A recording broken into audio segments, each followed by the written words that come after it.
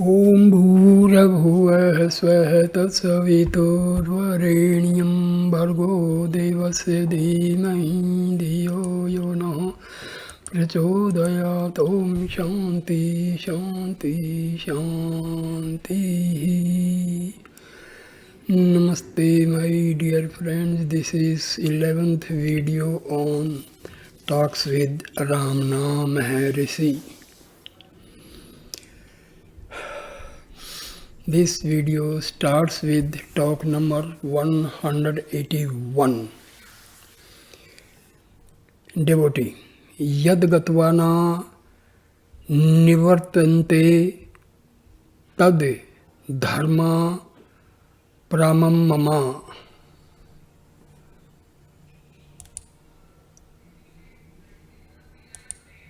Which is that Dhamma? Is it not the absolute state beyond cosmic consciousness? Maharshi replies, yes. Devotee, na nivartante would mean not covered by ignorance again. Maharshi, yes. Devotee, does it follow by inference that those who reach cosmic consciousness have not escaped from the clutches of ignorance? Maharshi, that is what is meant by saying that all lokas, even the Brahma loka, do not release one from rebirth. Wide the Bhagavad Gita, means this is taken from Bhagavad Gita, reaching me there is no rebirth. All others are in bondage. Moreover, so long as you think that there is gati, movement, as implied in the word gatva, having gone to, there is punravirati, return, means repetition. Also, again, gati implies your purva gamanam, birth. What is birth? It is birth of ego. Once born, you reach something. If you reach it, you return also. Therefore, leave off all this verbiage. Be as you are. See who you are and remain as the self, free from birth, going, coming and returning. Devotee, true. However, often this truth is heard. Still it eludes us and we forget it. Mercy, quite so.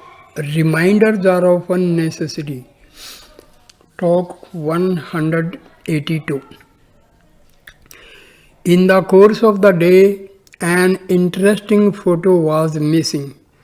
Sri Bhagwan appeared concerned about it. Mr. Friedman asked how Sri Bhagwan viewed all these matters. Sri Bhagwan said, suppose you dream that you are taking me to Poland. You wake up and ask me, I dreamed so and so. Did you dream so or know it? Or how do you view it? Devotee, but you are not aware of the happening in front of you. Mercy, these are all workings of the mind and the questions also. Then again Sri Bhagwan related an episode in Sri Rama's search for Sita. Parvati asked Shiva why Rama, the perfect being, was grieving at the loss of Sita. Shiva said that Rama was still perfect. If the perfection need be tested and made clear, Parvati might appear as Sita before Rama and see what happened. So she did. Rama ignored her appearance and was still crying out, Ha Sita, and moved on like a blind man without taking any notice of Parvati. 13th March 1936. Talk number 183. A gentleman from Bombay said, I asked Mother in Sri Aurobindo Ashram the following question. I keep my mind blank without thoughts arising so that God might show himself in his true being, but I do not perceive anything. The reply was to this effect. The attitude is right. The power will come down from above. It is a direct experience. So he asked what further he should do. Mercy, be what you are. There is nothing to come down or become manifest. All that is needful is to lose the ego. That what it is always there. Even now, you are that. You are not apart from it. The blank is seen by you. You are there to see the blank. What do you wait for? The thought I have not seen, the expectation to see, and the desire of getting something are all the working of the ego. You have fallen into the snares of the ego. The ego says all these and not you. Be yourself and nothing more. Talk 184. Mercy. To imagine Mooladhara at the bottom, the heart at the center, or the head at the top, or over all these is all wrong. In one word, to think is not your real nature. Talk number 185. Maharshi. In the sacred literature, the following are seen. Said without uttering, showed remaining still as ever, etc. Which is this unspoken word? It is only silence. Parnava or the Mahavakya. These are also called the word. Talk 186. Maharshi. We read a newspaper and all the articles therein, but do not care to know anything about the paper itself. We take the chaff but not the substance. The substratum on which all this is printed is the paper, and if we know the substratum, all else will be known, like wall and paintings. Devotee, you said the only one which exists is the real. What is that only one? Mercy, the one only is the Sat, the existence that appears as the world, the things that we see and we ourselves. Devotee, what is Atma? Is there a finality for the Atma? Maharshi, first learn what is Atma. If we know this, then we can query as to whether it has a finality or not. Which do you call Atma? Devotee, Jiva is Atma. Maharshi, learn what Jiva is. What is the difference between Jiva and Atma? Is Jiva itself Atma? Or is there any separate thing as Atma? There is an end for what you observe. That which is created has a destruction or end. That which is not created has no end. That which exists cannot be observed. It is unobservable. We must find out what it is that appears. The destruction of that which appears is the end. That which exists forever. That which newly appears is later lost. Devotee, what happens after birth in human form? What happens to the Jiva? Maharshi, let us know first what we are. We do not understand what we are, and until we know what we are, there is no room for such a question. Bhagwan obviously here refers to the confusion of body as Atma, Deh Atma Buddhi, which is the cause for this confusion of ideas of death and birth. For Atma has no birth or death. It is untainted by the elements of earth, fire, air, and water, etc. Gita, chapter 2, sloka 11. Asochayam anvo sochas tavam prajna vadamas ascha bhasse, etc. Meaning is, what is that had birth? Whom do you call a man? If, instead of seeking explanation for birth, death and after death matters, the question is raised as to who and how you are now, these questions will not arise. You are the same while asleep, deep sleep, in dream and in waking state. Is the I thought Jiva or the body Jiva? Is this thought or nature? Or is the experience that we live, etc., our nature? Quotes the sloka from the Gita. Devotee, why is Atma Vichara necessary? Maharshi, if you do not make Atma Vichara, then Loka Vichara creeps in. That which is not is sought for, but not that which is obvious. When once you have found what you seek, Vichara, that is inquiry, also ceases, and you rest in it.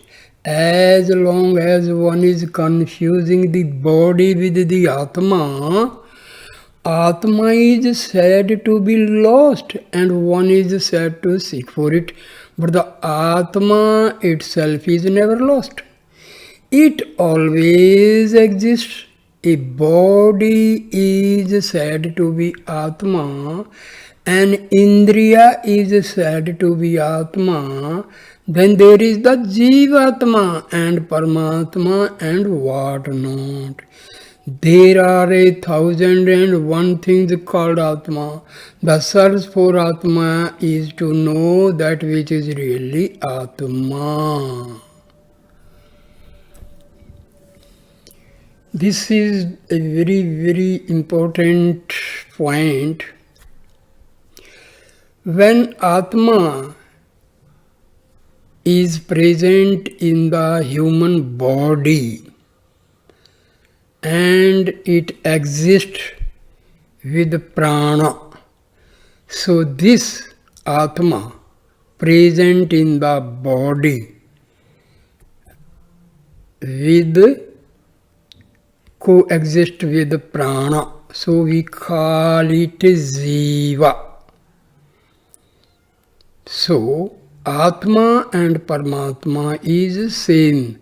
Atma does not depend upon anything, it is self-independent. And here Jivatma, what we call the Atma, when it is embodied in the body, we call this Atma as Jivatma. So we have to be careful. We should not mix Jivatma and Atma. Samadhi, Kevala and Sahaja. So this is to be explained by Maharshi. Talk number 187. Devotee. See, I'll just explain simply. When ego, vasanas and mind are destroyed, so there is pure and real Atma.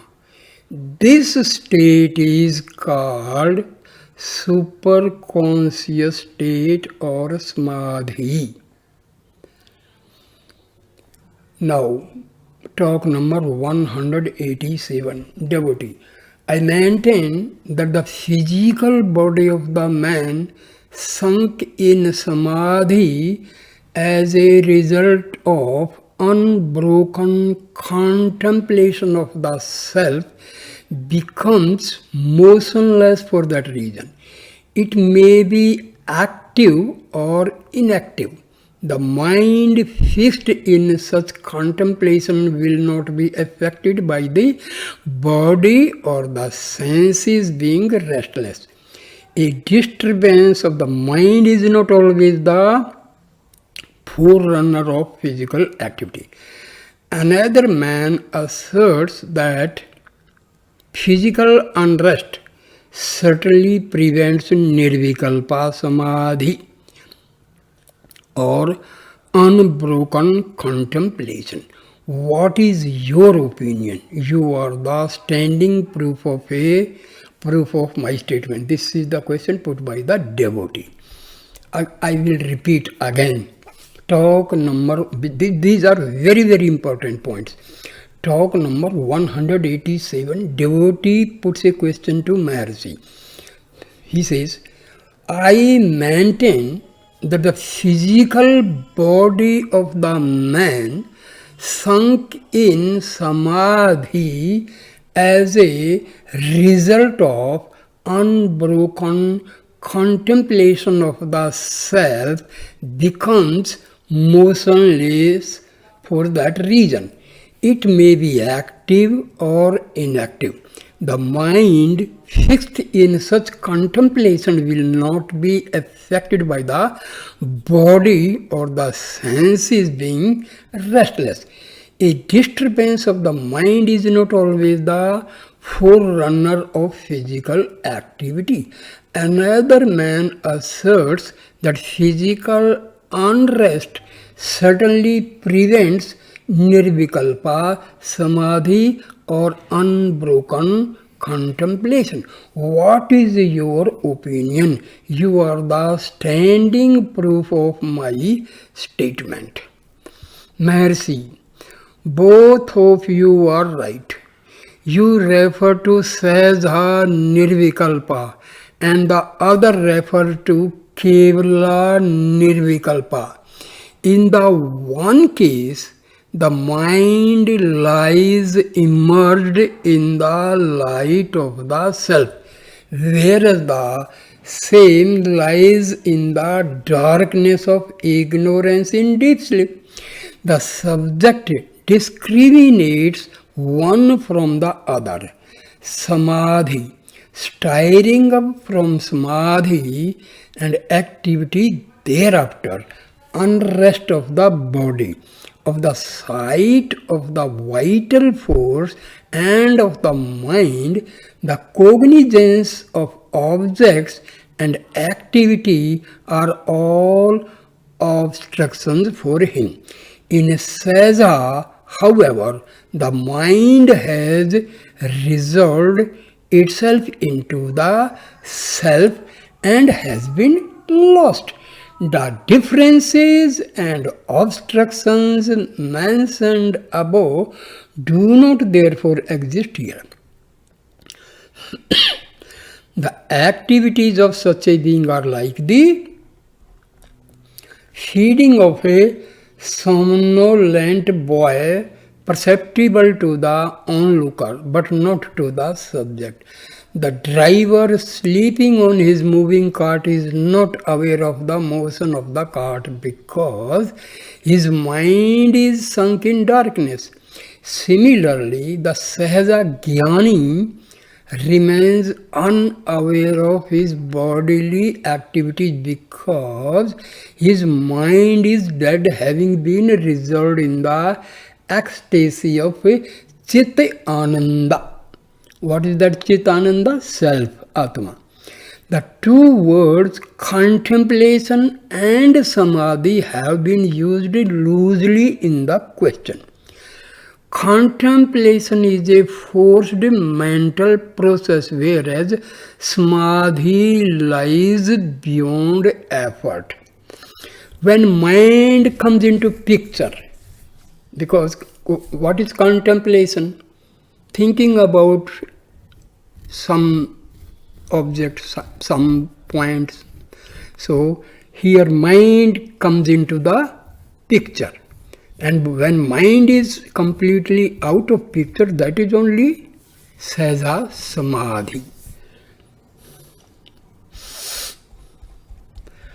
So here comparison is made, that is sleep, Kevala and Sahaja. In sleep, mind is alive. In Kevala, mind is alive. In Sahaja, mind is dead. Second point, in sleep, mind sunk in oblivion. In Kevala, sunk in light, mind is sunk in light. And in Sahaja, mind is resolved into the self. That is, it has merged into the self. Now, in Kevala, third point, like a bucket with the rope left lying in the water in a well.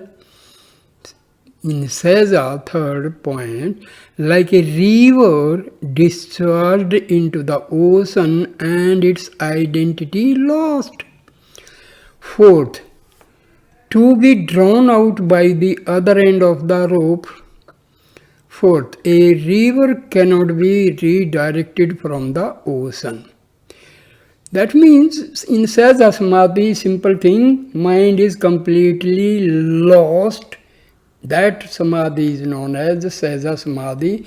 When mind is not completely dead and there is mind in the picture, that time the Samadhi is there, but that Samadhi is called Kevala Samadhi, Savikalpa Samadhi or Kevala Samadhi. And when there is no thought, no mind, no contemplation, that is the Sahaja Samadhi, when mind is completely lost, ego is completely destroyed. So in real Samadhi is Sahaja Samadhi, when there is no ego, no vasana, no mind, no thought, no contemplation. And when these things are present, that is Savikalpa Samadhi. Talk number 188. The essence of mind is only awareness or consciousness. When the ego, however, dominates it, it functions as the reasoning, thinking, or sensing faculty. The cosmic mind, being not limited by the ego, has nothing separate from itself and is therefore only aware. This is what the Bible means by I am that I am. The ego-ridden mind has its strength sapped and is too weak to resist the torturing thoughts. The egoless mind is happy in deep, dreamless sleep. Clearly, therefore, bliss and misery are only modes of mind. But the weak mode is not easily interchangeable with the strong mode. Activity is weakness and consequently miserable. Passivity is strength and therefore blissful. The dormant strength is not apparent and therefore not availed of. Talk number 189. Mr. M. Oliver Lacombe, a middle-aged Frenchman who was on a visit to India, being delegated by the Institute of Indian Civilization of the University of Paris, came here from French India. Among others, he had desired to meet Maharshi. He came and stayed here about 3 hours. He had read in the Sanskrit original the Bhagavad Gita, the Upanishads and the Sutras with commentaries by Sri Shankara and Ramanuja. He asked, is Maharishi's teaching the same as Shankara's? Maharishi's teaching is only an expression of his own experience and realization. Others find that it tallies with Sri Shankara's. Devotee, quite so. Can it be put in other ways to express the same realization? Maharishi. A realized person will use his own language. Sri Bhagavan added, silence is the best language. What is silence? Let us visualize. When mind is dead, the state of thoughtlessness is silence. People think that not talking with the mouth is known as silence. No. The state of thoughtlessness, when thoughts do not rise from the Atma, this state is known as silence. So we should be very clear. Devotee, what does Maharshi say about Hatha Yoga or Tantric practices? Maharshi does not criticize any of the existing methods. All are good for the purification of the mind, because the purified mind alone is capable of grasping his method and sticking to its practice. What is the method of Maharshi? Self-enquiry. Enquiry about the ego. What is ego? Where from it rises? So when we say who am I, here who is the query? Who am is existence, I is here ego. So when we contemplate on who am I, the question is raised to the existence of this ego. What is ego? Where from it rises? So that is the most important question.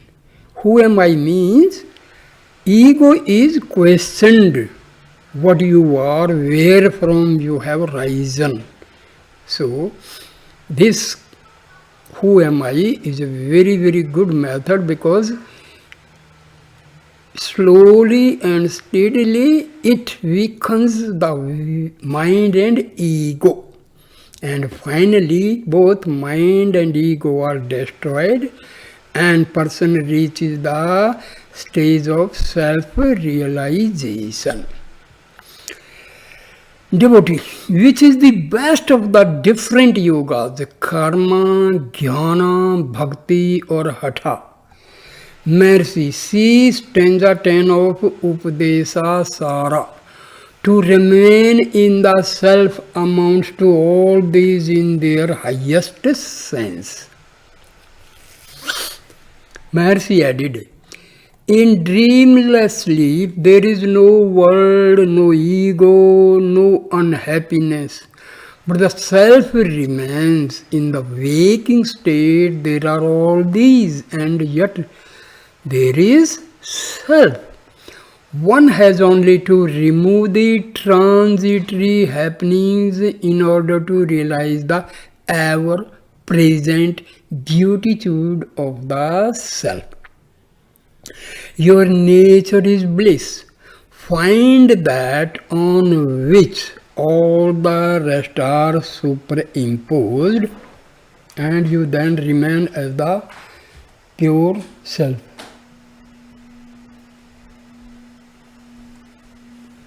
Devotee. Yes, it amounts to the removal of alien limitations for discovering the ever present self. That is what Sankara says. There is no attainment or loss. Mercy, quite so. Aside, he understands. Devotee, how is work to be done ordinarily for an aspirant? Mercy, without self-identification with the actor. For instance, did you intend visiting this place while in Paris? Devotee, no. Mercy, you see how you are acting without your intention to do so. The Gita says that a man cannot remain without acting. The purpose of one's birth will be fulfilled whether you will it or not. Let the purpose fulfill itself. Devotee, why are there so many methods mentioned? For instance, Sri Ramakrishna says that bhakti is the best means for salvation. Mercy, it is according to the standpoint of the aspirant. You have studied the Gita. Sri Krishna said, there was never a time when I and you and these kings were not, nor will they not be in future. That which is unreal never exists, but that which is real never disappears. All that ever was, even now is, and will ever be. Again, I taught this truth to Aditya. He taught it to Manu. Krishna says these things. Manu, etc. Arjuna asked, how can it be?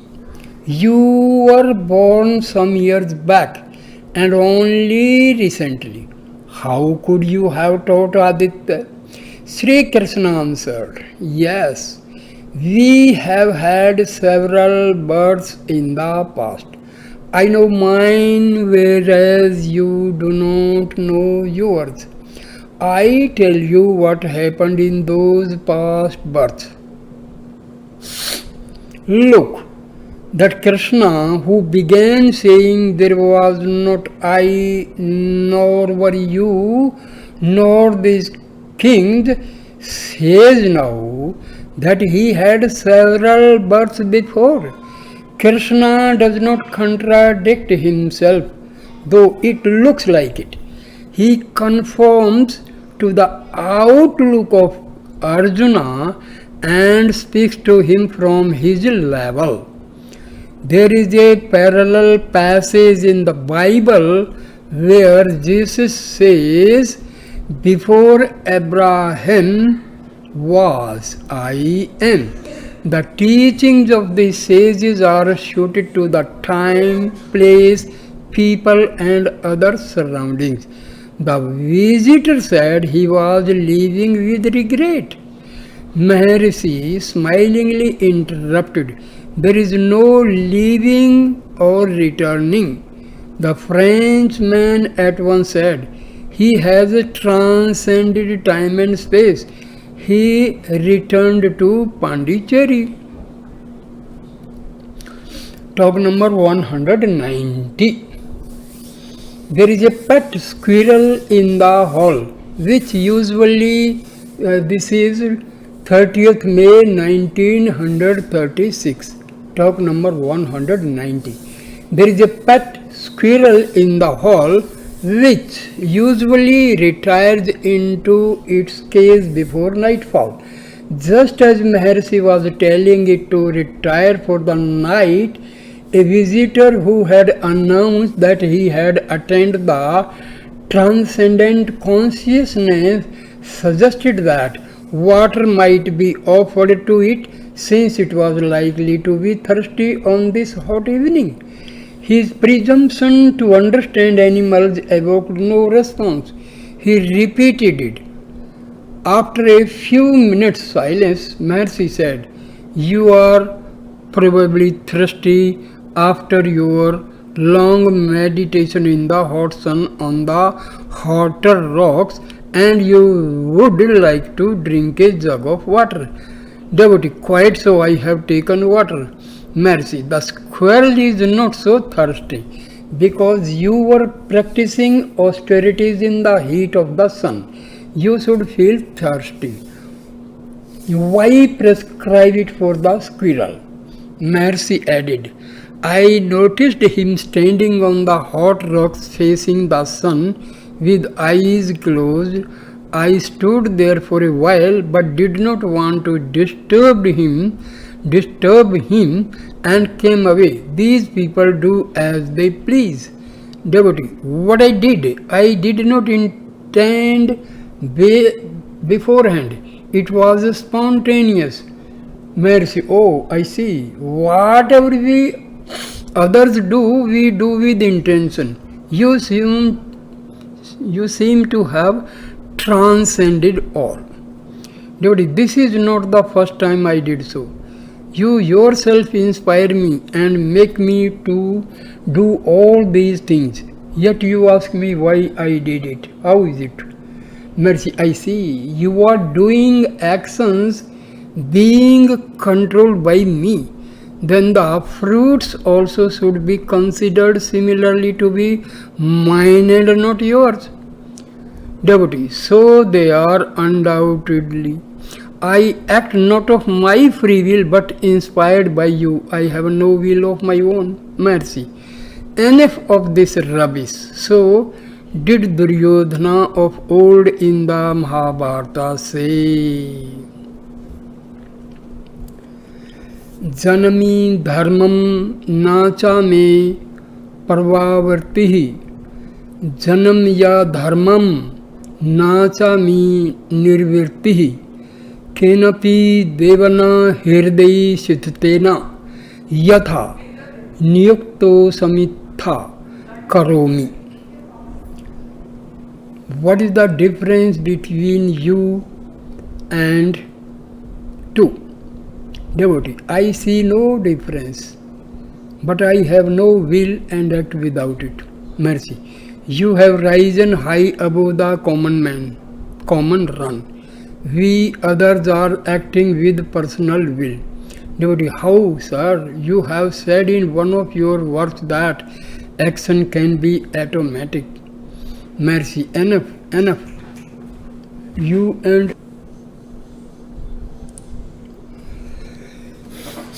You and another visitor behave as transcendental beings. You are both fully learned. You need not learn more. I would not have said all this had you not been coming here frequently. Do as you please, but these eccentricities of the beginner's stage will become known in their true light after some time. But I have been in this state for such a long time, devotee says, but I have been in this state for such a long time. Mercy, enough. Talk number 191. Mr. Cohen, a resident disciple, was speaking of yoga method.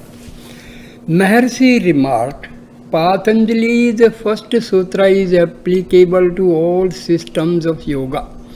The aim is the cessation of mental activities. The methods differ so long as there is effort made towards that goal. It is called yoga. The effort is the yoga. The cessation can be brought about in so many ways. Number one, by examining the mind itself. When the mind is examined, its activities cease automatically. This is the method of jnana. The pure mind is the self. Second, looking for the source of the mind is another method. The source may be said to be God or self or consciousness. Third, concentrating upon one thought make all other thoughts disappear. Finally, that thought also disappears. And fourth is Hatha Yoga. All methods are one and the same inasmuch as they all tend to the same goal. It is necessary to be aware while controlling thoughts, otherwise, it will lead to sleep. That awareness, the chief factor, is indicated by the fact of Patanjali emphasizing pratyahara, dharana, dhyana, samadhi even after pranayama.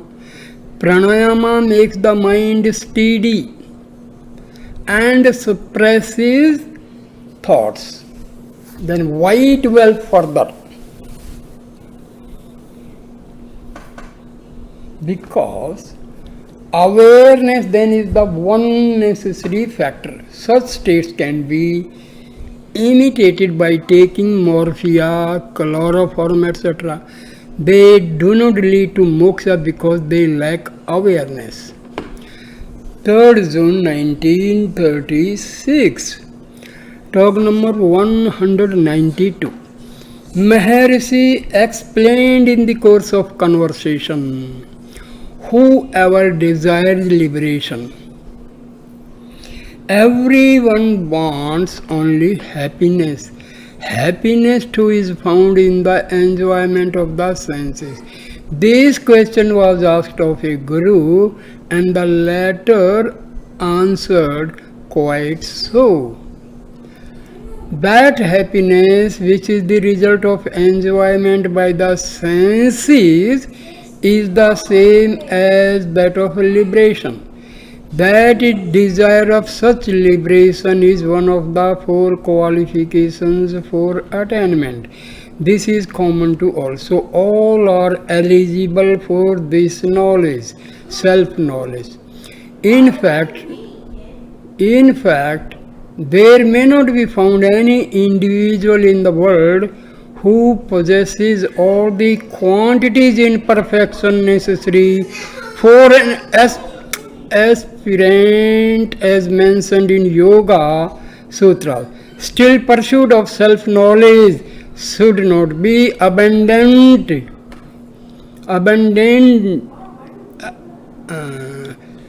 Self-knowledge should not be abandoned. Everyone is the self by his own experience. Still he is not aware. He identifies the self with the body and feels miserable. This is the greatest of all mysteries. One is the self.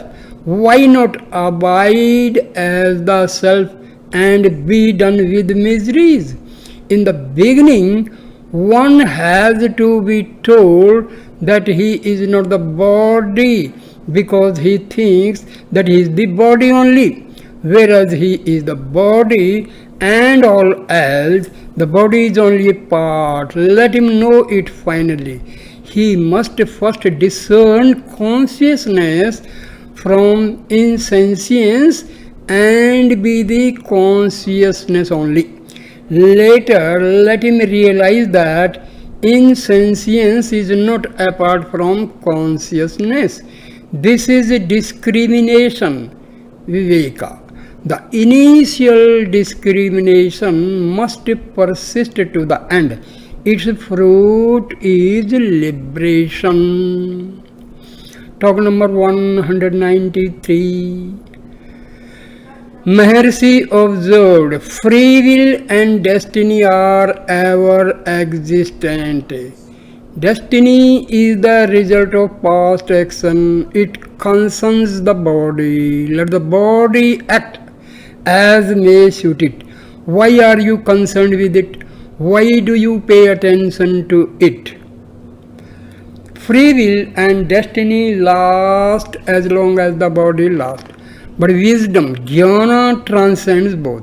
The self is beyond knowledge and ignorance. Should anything happen, it happens as the result of one's past actions, of divine will and of other factors. Talk number 194. Mr. Subba Rao, a visitor from Amalapuram, asked how to control the mind. Mercy, get hold of the mind.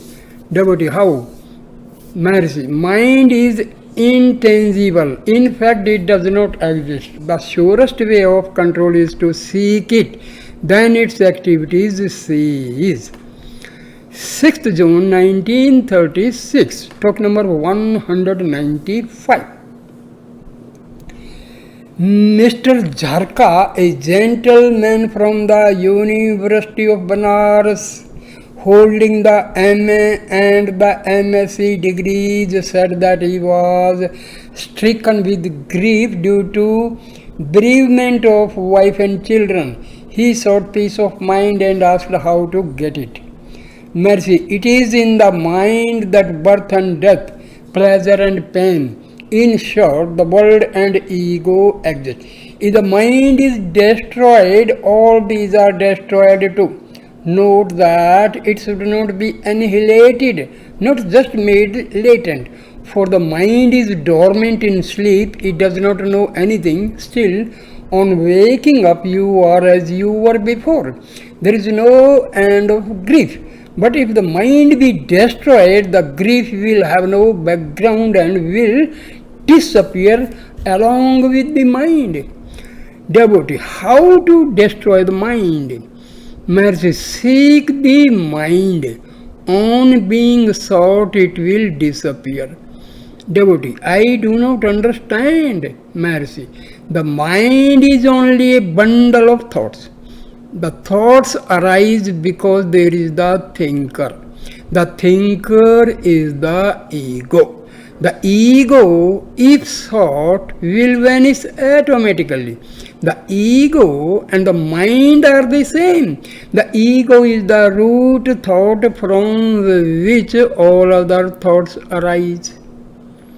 Devotee, how to seek the mind? Maharshi, drive within. You are now aware that the mind rises from within, so sink within and seek. Devotee, I do not yet understand how it is to be done. Mercy, you are practicing breath control. Mechanical breath control will not lead one to the goal. It is only an aid. While doing it mechanically, take care to be alert in mind and remember the I thought and seek its source. Then you will find that where breath sinks, there I thought arises. They sink and rise together. The I thought also will sink along with the breath. Simultaneously, another luminous and infinite I will become manifest, which will be continuous and unbroken. That is the goal. It goes by different names: God, Self, Kundalini Shakti, consciousness, yoga, bhakti, jnana, etc. Devotee says, not clear yet. Mercy, when the attempt is made, it will of itself take you to the goal. So I end the video here, my dear friends. Thank you for watching and listening this video with patience. Please like, comment and share the video and subscribe the channel. Thank you. Namaskar. Namaskar.